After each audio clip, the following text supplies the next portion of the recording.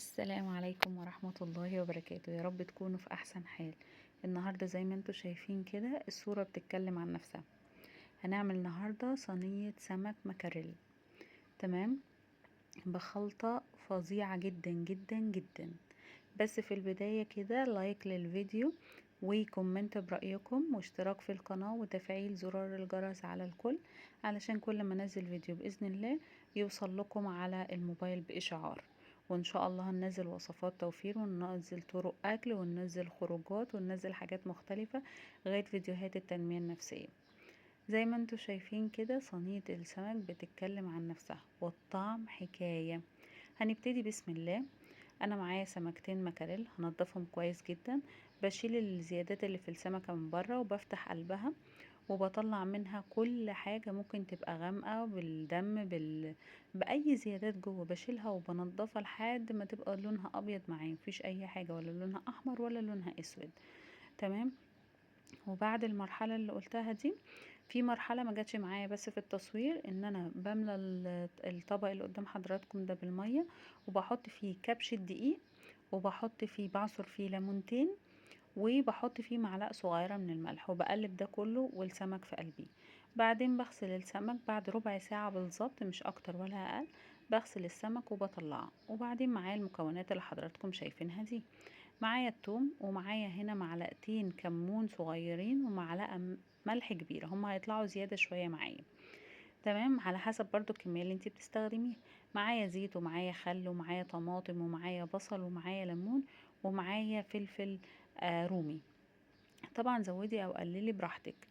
قطعت معايا الحاجات زي ما حضراتكم شايفين كده حلقات حلقات، الطماطم والبصل والفلفل.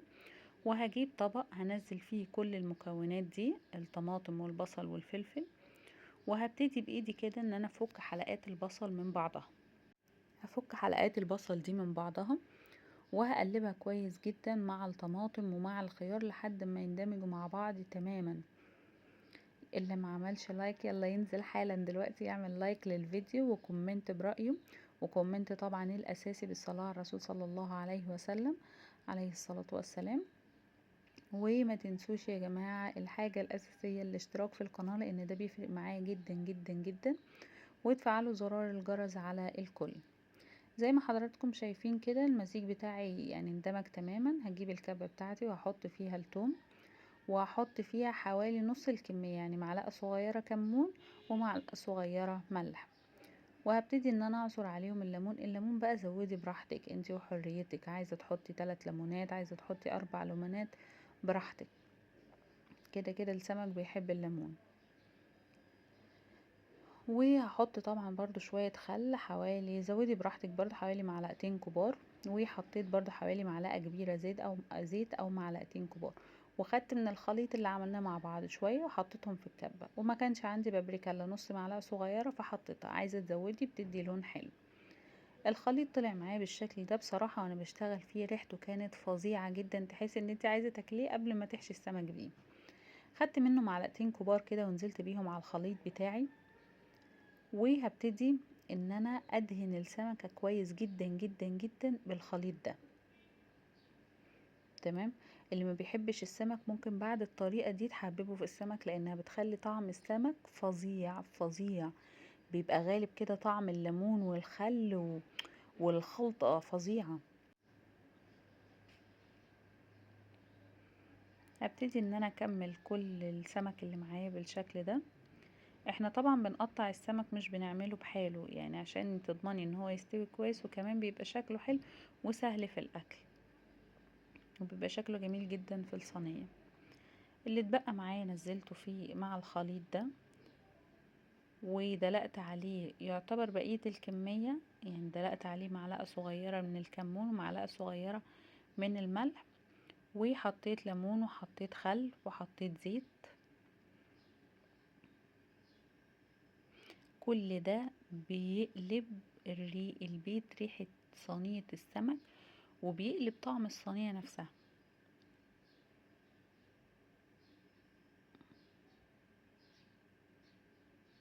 ببتدي بقى ان انا ادمج كل المكونات دي مع بعضها.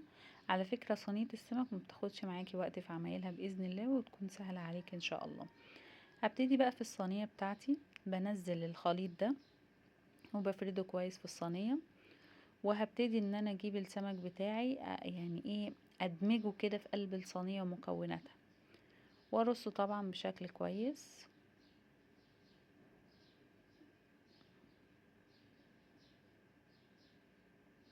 لو وصلتي معايا للمرحلة دي من الفيديو لسه مش مشتركة في القناة، اتمنى تنوريني وتشرفيني بالاشتراك في القناة، سواء حضرتك او حضرتك. وشكرا جدا لكل اللي بيتابعوني من الجزائر ومن المغرب ومن مصر ومن كل حتة، يعني بجد بجد بجد منوريني، وبتبسط جدا جدا جدا من تعليقاتكم، بتفرق معايا جدا.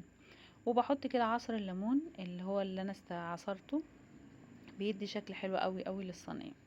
بنبتدي ندلع الصينيه بتاعتنا كده ونروق عليها. ودلوقتي هاخدها على الفرن على درجه حراره متوسطه حوالي ساعه الا ربع، هتحطيها على الشبكه اللي في النص. دلوقتي الصينيه استوت معايا وبقيت مية مية وريحتها قلبت الشقه. بس دلوقتي عايزه اديها تكه صغننه كده تقلب بالدنيا وتقلب المنظر، عايزه احطها تحت الشوايه شويه. تمام، يلا بينا ناخدها بجمالها بشكلها اللي بصوا عايزين تتاكل كده، ناخدها ونحطها تحت الشواية. السمك مستوي جدا، دلوقتي حطيناها تحت الشواية اتقرمشت كده واتحمصت وبقت جميلة.